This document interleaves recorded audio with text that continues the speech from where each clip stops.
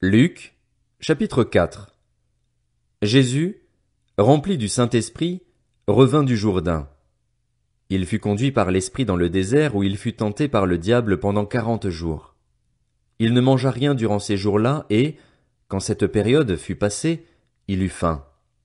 Le diable lui dit, « Si tu es le Fils de Dieu, ordonne à cette pierre de devenir du pain. » Jésus lui répondit, « Il est écrit, l'homme ne vivra pas de pain seulement, mais de toute parole de Dieu. » Le diable l'emmena plus haut, sur une haute montagne, et lui montra en un instant tous les royaumes de la terre. Puis il lui dit, « Je te donnerai toute cette puissance et la gloire de ces royaumes, car elle m'a été donnée, et je la donne à qui je veux. Si donc tu te prosternes devant moi, elle sera toute à toi. » Jésus lui répondit, « Retire-toi, Satan.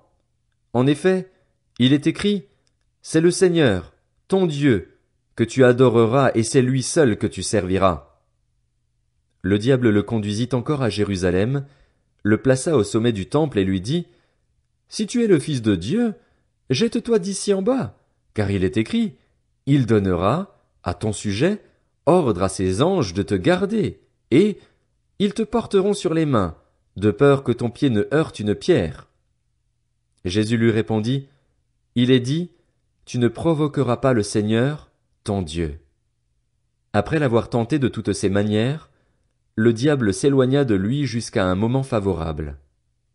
Jésus, revêtu de la puissance de l'Esprit, retourna en Galilée, et sa réputation gagna toute la région. Il enseignait dans les synagogues et tous lui rendaient gloire. Jésus se rendit à Nazareth où il avait été élevé et, conformément à son habitude, il entra dans la synagogue le jour du sabbat. Il se leva pour faire la lecture, et on lui remit le livre du prophète Ésaïe. Il le déroula et trouva l'endroit où il était écrit « L'Esprit du Seigneur est sur moi, parce qu'il m'a consacré par onction pour annoncer la bonne nouvelle aux pauvres. Il m'a envoyé pour guérir ceux qui ont le cœur brisé, pour proclamer aux prisonniers la délivrance et aux aveugles le recouvrement de la vue, pour renvoyer libres les opprimés, pour proclamer une année de grâce du Seigneur. » Ensuite, il roula le livre, le remit au serviteur et s'assit. Tous ceux qui se trouvaient dans la synagogue avaient les regards fixés sur lui. Alors il commença à leur dire, « Aujourd'hui cette parole de l'Écriture, que vous venez d'entendre, est accomplie. » Tous lui rendaient témoignage. Ils étaient étonnés des paroles de grâce qui sortaient de sa bouche et ils disaient, « N'est-ce pas le fils de Joseph? » Jésus leur dit, « Vous allez sans doute me citer ce proverbe, « Médecin, guéris-toi toi-même. » Et vous me direz, « Fais ici, dans ta patrie, tout ce que, à ce que nous avons appris, tu as fait à Capernaüm. » Il leur dit encore, « Je vous le dis en vérité, aucun prophète n'est bien accueilli dans sa patrie. Je vous le déclare en toute vérité, il y avait de nombreuses veuves en Israël à l'époque d'Élie, lorsque le ciel a été fermé 3 ans et 6 mois et qu'il y a eu une grande famine dans tout le pays. Cependant, Élie n'a été envoyé vers aucune d'elles, mais seulement vers une veuve de Sarepta, dans le pays de Sidon. Il y avait aussi de nombreux lépreux en Israël à l'époque du prophète Élisée, et cependant aucun d'eux n'a été purifié, mais seulement Naaman le Syrien. Ils furent tous remplis de colère dans la synagogue, lorsqu'ils entendirent ces paroles. Ils se levèrent, le chassèrent de la ville et le menèrent jusqu'à un escarpement de la montagne sur laquelle leur ville était construite, afin de le précipiter dans le vide. Mais Jésus passa au milieu d'eux et s'en alla.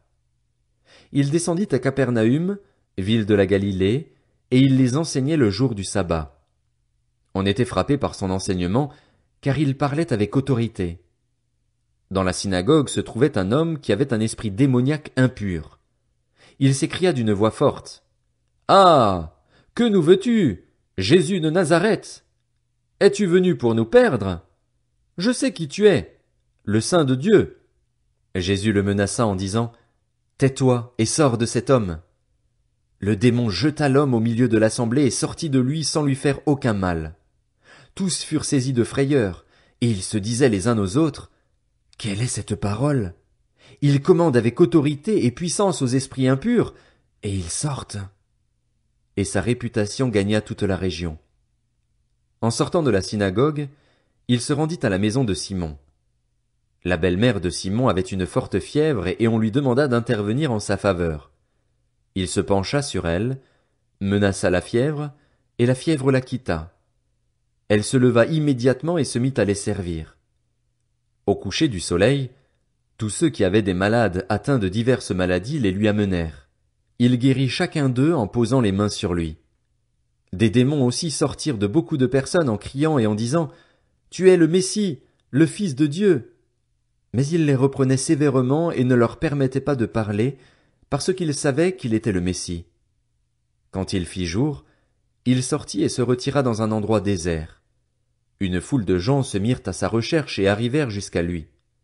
Ils voulaient le retenir afin qu'il ne les quitte pas, mais il leur dit « Il faut aussi que j'annonce aux autres villes la bonne nouvelle du royaume de Dieu, car c'est pour cela que j'ai été envoyé. » Et il prêchait dans les synagogues de la Galilée.